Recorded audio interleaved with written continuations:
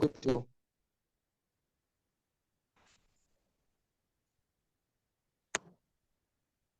alaikum warahmatullahi wabarakatuh. Good day to all our viewers across the globe, and welcome to another Global Arena on Global Arena TV. I'm your host, Umar Isa Dandago. Well, today we are looking at another coup again in Africa. And this time around, it's not in any of the ECOWAS member states. It has happened to a Central African nation called Gabon.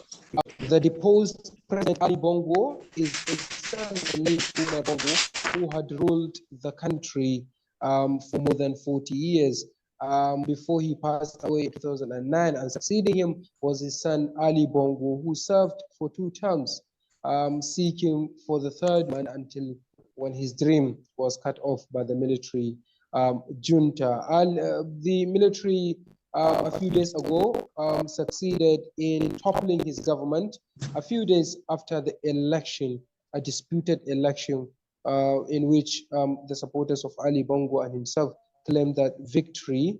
And then since that time, he has been placed under house arrest, but has asked his supporters to quote unquote make noise. So which type of noise is he expecting them to make, and how successful is that noise going to be? I mean, how effective is that noise going to be? But it seems like the citizens of the country have for long been sick and tired of him, and that was why immediately after the coup, they took to the streets protesting, not against, but in favor and in support of the military. So what have those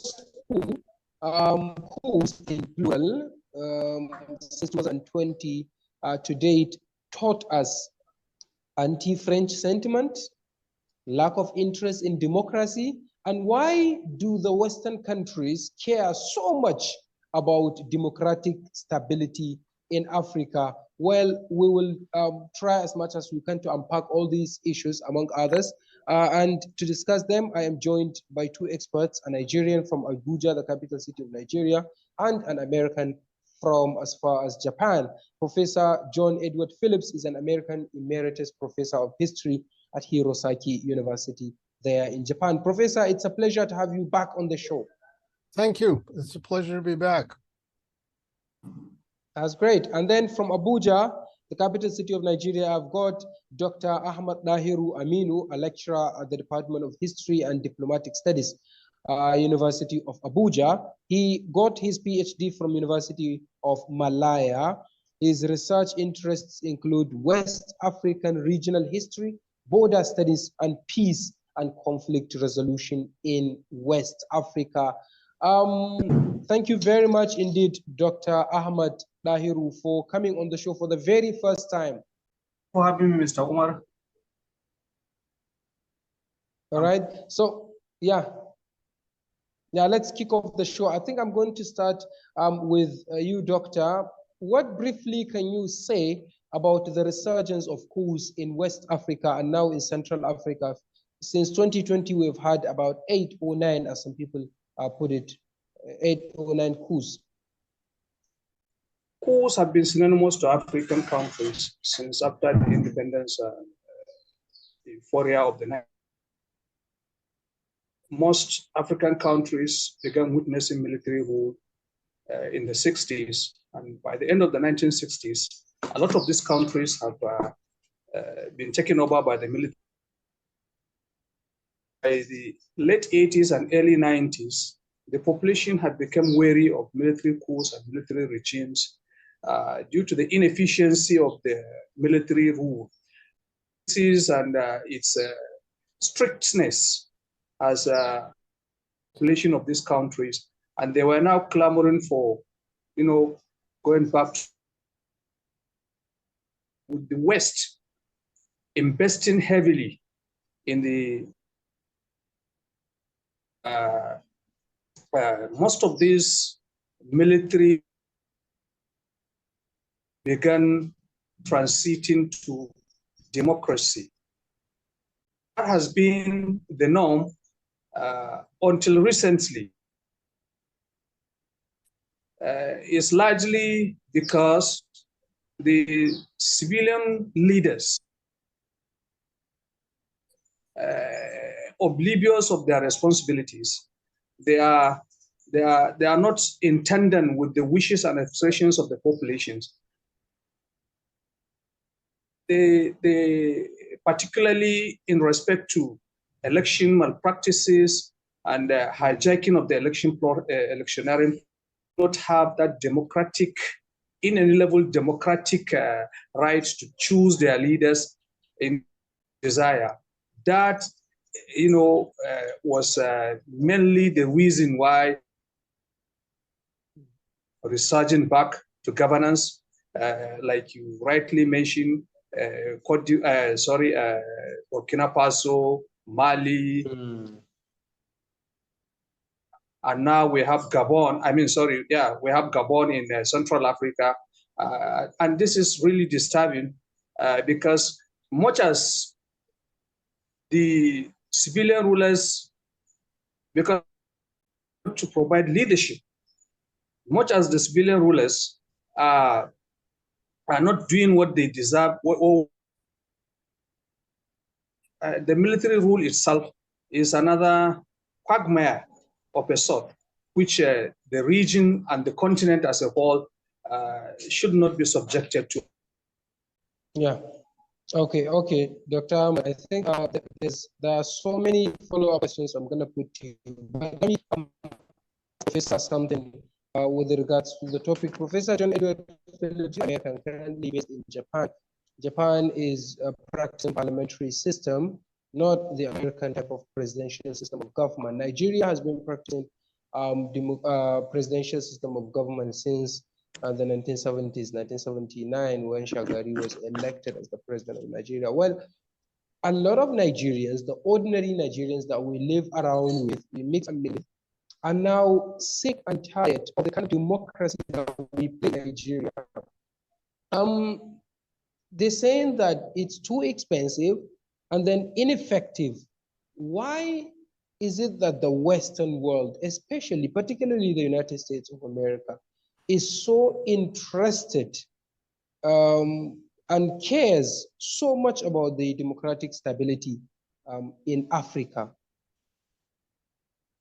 I'm not sure that's Professor John Edward Phillips. I mean, historically, if you look at United States foreign policy, democracy promotion has been rather far down the list of things that the United States is interested in promoting. Any country has perceived national interest, beginning with national security, which is the number one, the core interest. But you've also got strategic, economic, and other interests. You do in the case of an ideological nationalism like the United States, you have ideological interests too, and that's where democracy promotion comes in. But it comes way down the line. Let me mention some examples. We have had very close alliance with Saudi Arabia since before World War II. All through World War II, when they didn't sell one barrel of oil to the Axis. All through the Cold War, the United States was very close with Saudi Arabia. And since then, and even when... This is because of the oil. This is because of the oil that the United States of America is said to have been benefiting from Saudi Arabia. We don't get that much from Saudi Arabia or from the Gulf period. We get a lot more from Venezuela, the arms deal, Caribbean, and Nigeria and Gabon, which we were talking about before. But we have strategic interests in Saudi Arabia. We have economic interests in Saudi Arabia. They invest a lot in the United States, and we invest a lot in them. We developed their oil industry beginning in the 1930s. That was the basis of the alliance since before World War II. During the Cold War, the United States propped up a lot of dictators, not just in Africa, but in Latin America, in the Middle East. We propped up Stalin in World War II. And then he, after World War II was over, a few years later, we were in a Cold War. with the Soviet Union. But we gave billions of dollars of military equipment and other assistance to the Soviet Union during World War II because we had a national interest in defeating the Nazis. Yeah. They were out to try to conquer the world, and we were part of that world. The world had to make, an alliance that's the United Nations. It was the alliance that defeated the Axis powers in World War II. But I have, there's so many examples. Patrice Lumumba. The United States is not necessarily involved in democracy promotion. It is an interest of the United States, but it is far down the list after national security, after economic interests, after strategic interests, and after all these other interests. It would be a nice idea if we promoted democracy. Now, let me point out also that the United States does have, there is a law on the books that stops foreign assistance to countries that have coups d'etat. That is somewhat honored in the breach. I mean, Congress passed that because the American people would like to feel that we are nice people and we're promoting democracy and we're trying to help people around the world. But the president has to deal with realistic foreign policy. Therefore, when General Sisi took power in Egypt, somehow that was not a coup d'etat. No, what was it? Because the United States was accused of not condemning what Abdel Fattah al-Sisi did to Mohammed the government. Yeah, opposing a democratically elected government. Now you were talking before about democratic stability. Yes. And I think the stability is a lot more important than the democracy, as far as, if we want to look the long term of U.S. foreign policy. We also have to recognize that not only are Congress and the president often at odds, the parties are often at odds. And as the parties have been becoming more polarized in the United States, those odds are becoming much stronger. But Egypt was stable during Mohammed Morsi, and suddenly this guy al-Sisi deposed it. I'm not sure if it was that stable. There were a lot of protests. No, the Arab Spring took place during Hosni Mubarak's era, not right. under Mohammed Morsi. Mubarak was overthrown and you had a democratic government, but the democratic government was not that efficient. They really didn't know how to run a government. They'd run an underground movement. A lot of people said because they happen to be Muslims and they happen to go for Muslim Brotherhood stuff. That's why they were not nice to the West. They were not friendly with the West. No. Okay, then you have to explain why we're so friendly with Saudi Arabia. I really don't think there's a religious issue involved in it. But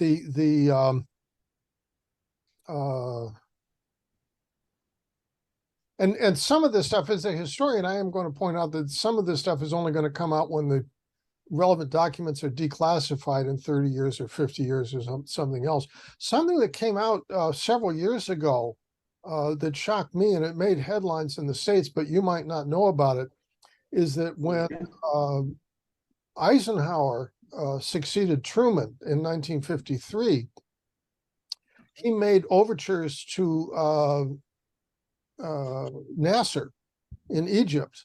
And in fact, you probably know that the Eisenhower administration broke with Israel and even our European allies about the Suez Canal crisis and supported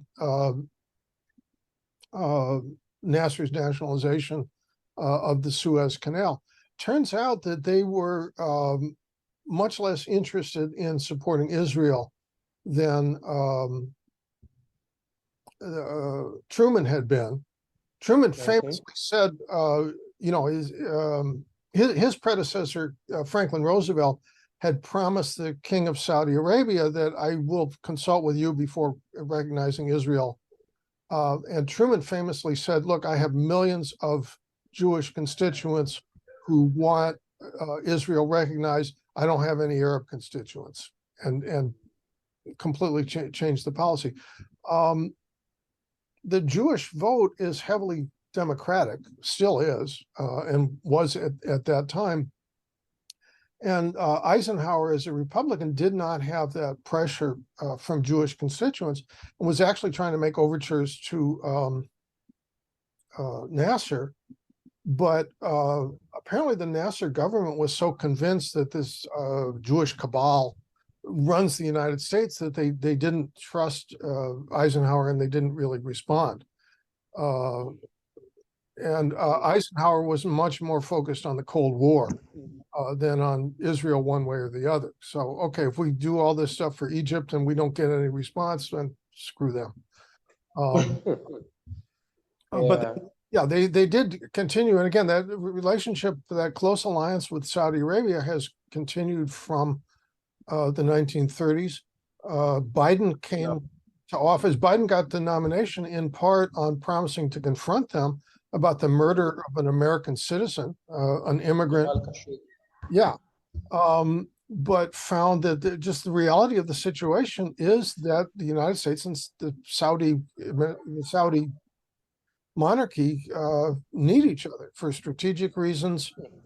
It's not so much to protect our own oil supply. We don't get that much from the Gulf, but it is to protect Japan's oil supply and Europe's oil supply, because they do get oil from the Gulf. Okay, yeah. So, okay, I'll come back to you. The short point is, I don't think the United States is that monomaniacally committed to supporting democracy in the world. The United States has very complex foreign policy with a lot of different interests, and trying to balance, trying to juggle all of these different lines, who are often at odds with each other. Yeah, Dr. Ahmad, a lot of people in Nigeria, I have to ask you this question, think that one of the reasons why we have so much poverty in the country is very rich, super rich, with the natural resources, oil, and so on and so forth. But the citizens are absolutely poor. Most of the people are living below the poverty line, and so on and so forth. And then the citizens are putting the blame on the leaders, and then by extension on the Western world, thinking that we're still experiencing neo-colonialism. And that is one of the reasons why those countries we're talking about, Gabon, Niger, Mali, and so on and so forth, have decided to go for coups, for example. As a researcher, as an analyst and historian, do you believe that the Western world still exercises too much influence and meddling on our leadership and countries? Well, thank you very much. Thank you for the question. I think you've asked two separate questions here. I would want to approach them in this way, separately. One is the issue of the perception of the monopoly of the West over the resources of African countries, and which, by the way, is a real thing, because and it also is partly the reason why there is this general favor of, particularly the French, how, because of their absolute monopoly over the resources of their former colonies, okay, and there is this near hatred of the French and everything to do with France. However, with respect to our poverty and the leadership and fellowship issue, I think it is a very complex issue. It's complex in the sense, we unfortunately, we had a sound tradition upon which to build our governance structure, our economic structure, our political structure, and our social interactions of fun. However, because of the historical distortions brought about by colonialism and fire to colonialism, the issue of the slave trade and the rest and what have you, which, by the way, had disrupted that pattern, that, natural pattern of developments that, African states would have been, in spite of what colonial apologists will say, that colonialism and what have you have come with some benefits, enlightenment, and other things, development in terms of infrastructure, in terms of education and the rest, healthcare, and just to digress a little, I think partly the reason there are problems in the United States now between mostly Florida governor and his black constituents, DeSantis on the issue of the African history issues, the issue of wokeism, the issue of critical race theory and what have you, and his stance on it. And now back to what we are discussing. Are you saying that colonialism has done more harm than good to the Africans? Yes or no? No, definitely. It has done more harm? In a very emphatic affirmative, it does.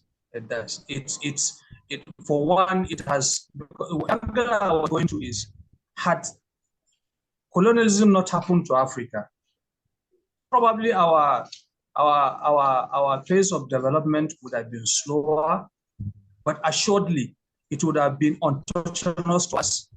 It would have been our own ways, okay? But the colonialists have left since the 60s. We're in charge of ourselves.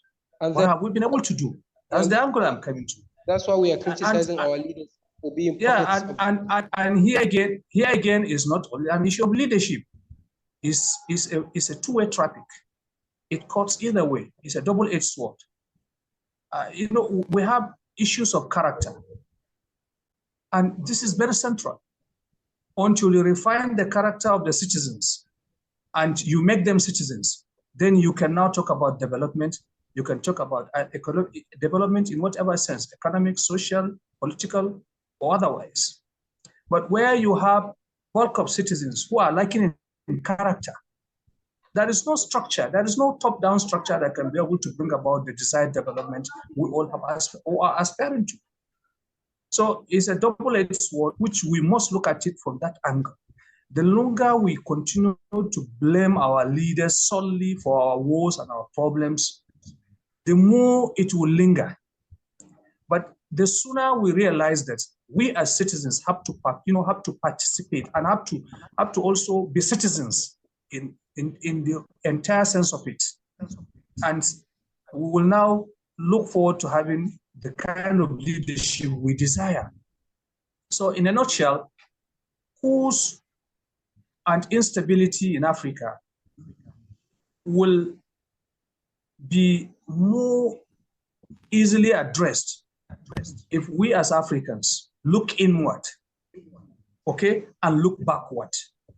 Look inward, look into our characters, okay, refine our characters, reorient ourselves, okay, and look backward to those traditional norms that define who we are. Build ourselves on those historical roots. Then we can be able to,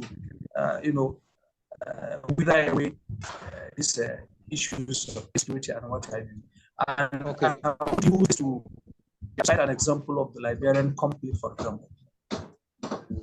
Yeah, of course. The conflict Liberian lasted 4 years. And in the conflict, the Americans have left. Their influence is not. It is Kran versus Mandingo, okay, versus the Bassa, or the Bassa versus the Pele. And this has been, it has up and on, back and forth. And, Doctor, you don't believe that? You don't believe in the narrative, in the notion that still those Western countries are influencing our internal affairs and are responsible partly, indirectly, in the suffering that our citizens have been subjected to? You don't believe that? I give an emphatic answer to that. There is a crystal clear evidence that there is Western meddling. Okay, there is interest playing here, just like Prof has rightly said earlier on that America has a kind of a complex interest in complex foreign policy interests. Okay, in its foreign relations, and sometimes in some cases they emphasize the issue of stability. In others, they emphasize the issue of democracy. They emphasize other issues. Okay, so here, if you take my earlier statement regarding France, and the responses by Africans as it is now, okay, is indicative of the fact that, okay, yes, there is this visible influence and meddling of the West in African internal affairs, and particularly in the monopoly of resource allocation. Okay. However, I believe the institutions, the international institutions in place today have accorded Africa the advantage, okay, to reassert itself, for Africans to reassert themselves and rather look inward, because the more we continue to blame them, not us, the more our problem gets complicated. Not the United Nations. Yeah, we are talking about the United Nations. Yeah, we have the United Nations and other institutions that at least have supported our sovereignty, okay, and our territorial integrity. And I think gone are days when territorial wars are fought in Africa.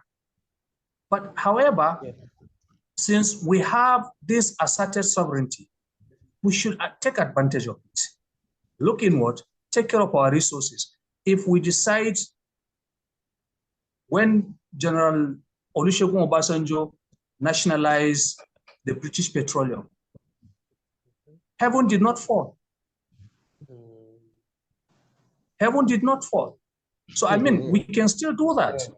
Okay. We can still do that. We can take charge of our destiny, okay, and chart a course. And the best way to do it is, one, to look into our character and then look backwards to our history and pick those values that define who we are and build our future on them.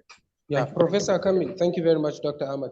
Professor Kamin, what advice do you have for Africans about who should they continue going for coups or find a way to fix their own broken system of democracy? You have a problem when you have almost all of the countries in Africa have different political traditions. Just in Nigeria, you have a very wide range of political traditions that are trying to move themselves together into a modern system.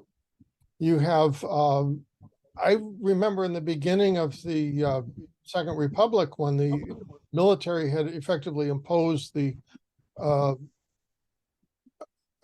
executive presidential system,